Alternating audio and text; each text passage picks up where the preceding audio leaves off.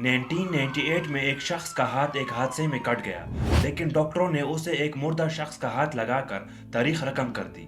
ये medical science का एक बहुत बड़ा मोज़ा था, लेकिन उस शख्स के लिए ये एक डरावना ख्वाब बन गया। उसे महसूस होने लगा कि ये हाथ उसका नहीं है, बल्कि वो इसे मारना चाहता है। ये कहानी है क्लिंट हार्ब्रोक की, जिसने अपनी ही जिस्म से जंग शुरू कर दी और आखिरकार डॉक्टरों से एक ऐसी भीख मांगनी पड़ी जिसने सबको हैरान कर दिया। न्यूजीलैंड के रहने वाले क्लिंट हार्ब्रोक ने एक हादसे में अपना एक हाथ खो दिया था। कई सालों तक वो एक हाथ से जीता रहा, यहाँ तक कि उसे दुनिया के पहले हैंड ट्रांसप्लांट की पेशकश हुई। 13 घंटे तवील इस ऑपरेशन में एक मुर्दे शख्स का हाथ क्लिंटन के जिस्म से जोड़ दिया गया। ऑपरेशन कामयाब रहा, रगें जुड़ गई, खून दौड़ने लगा और जल्द ही क्लिंटन इस हाथ से चीजें भी उठाने लगा। लेकिन जल्द ही क्लिंटन को एक अजीब एहसास होने लगा।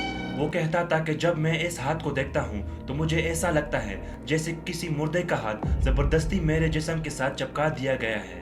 उसे ये वहम होने लगा कि ये हाथ उसके दिमाग के हिदायत को नहीं मान रहा, बल्कि अपनी मर्जी कर रहा है। क्लिंटन ने उस हाथ की वर्जिश करना छोड़ दी, उसे छुपाना शुरू कर दिया और आहिस्ता आहिस्ता उससे नफरत करने लगा। उसके लिए वो हाथ अब कोई तोहफा नहीं, बल्कि एक बोझ बन चुका था जो उसे हर वक्त मौत की याद दिलाता था। 3 साल बाद क्लिंटन ने वो फैसला किया जिसने पूरी मेडिकल कम्युनिटी को सदमे में डाल दिया।